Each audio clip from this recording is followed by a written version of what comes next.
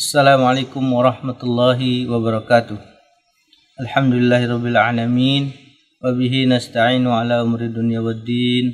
Wassalatu wassalamu ala asyrafil anbiya'i wal mursalin sayyidina Muhammadin wa ala alihi wa sahbihi ajmain, amma ba'du. Alhamdulillah, hari-hari ini kita masih berada dalam nikmat Allah Subhanahu wa taala.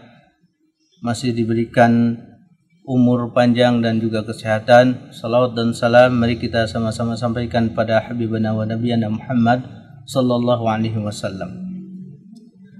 Di antara amalan yang banyak pahalanya adalah sedekah, atau dalam bahasa Arab dikatakan sedekah. Bisa juga diartikan dengan kata infak. Kata sedekah sendiri itu diambil dari kata sodaqah. Sodalqab itu kata aslinya, di mana itu artinya adalah jujur atau benar. Sebagaimana Abu Bakar As-Siddiq diberi julukan As-Siddiq karena membenarkan. Selain itu juga Abu Bakar As-Siddiq banyak bersedekah sampai para sahabat yang lain tidak ada yang bisa menyainginya. Sedekah di antara keutamaannya adalah memang sifatan orang yang bertakwa, sifat orang yang beriman, sifatan orang yang soleh. Allah Subhanahu wa ta'ala selalu menyebutkan kalimat infak setelah amal soleh bagi orang yang bertakwa. Contohnya Allah sebutkan di awal surat Al-Baqarah saat Allah mensifati orang yang bertakwa, yaitu wa mimma razaqnahum yunfikun. Dan juga di ayat lain, di surat-surat lain Allah selalu menyertakan kalimat bahwa pada harta itu ada jatah orang lain. Oleh karena itu, mari kita membiasakan diri kita untuk berinfak, untuk bersedekah, agar kita mempunyai pahala yang luar biasa. Karena Allah janjikan di setiap sedekah itu Allah akan balas dengan lipatan yang luar biasa, sebagaimana Allah firmankan di dalam surat Al-Baqarah ayat 261, A'udzu billahi minasyaitonir rajim. Mathalul ladzina yunfikuna amwalahum fi sabilillah kamathali habbatin ambatat sab'a sanabila fi kulli sumlatin mi'atu habbah wallahu yudha'ifu liman yasha wallahu wasi'un alim. Perumpamaan orang yang berinfak di jalan Allah itu bagaikan orang yang menanam satu biji, di mana biji itu akan tumbuh menjadi 7 tangkai. Di setiap tangkai itu ada 100 biji. Pahalanya sangat luar biasa sekali. Bahkan di dalam hadis disampaikan nanti di hari kiamat itu ada satu mimbar yang bercahaya, di mana orang-orang mengira bahwa itu adalah jatahnya para nabi. Ternyata bukan. Tapi mimbar itu akan dimiliki oleh orang yang berkeliling untuk membantu janda-janda tua, membantu kaum du'afa dengan hartanya. Sedekah banyak sekali pahalanya. Dan bahkan dengan sedekah orang bisa mendapatkan pahala walaupun dia tidak mengerjakannya. Bahkan mungkin dia sudah meninggal. Makanya Rasulullah sallallahu alaihi wasallam menyampaikan salah satu amalan yang tidak akan terputus adalah shadaqatun jariyah.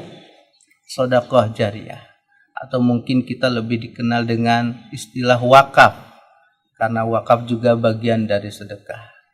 Makanya kita selain kita melakukan dan melatih diri untuk sedekah harian, kita juga cari agar sedekah itu bisa menjadi benda atau barang yang bermanfaat, yang selalu dimanfaatkan sampai kita mati. Bahkan walaupun kita sudah meninggal, hal itu tetap dimanfaatkan. Sedekah atau sedekah atau infak itu sangat luar biasa pahalanya. Di antaranya juga adalah untuk menolak bala. Mungkin ada yang bertanya, saya tidak punya apa-apa, tidak punya harta, bagaimana saya bisa bersedekah? Suatu ketika para sahabat pun ada yang bertanya seperti itu.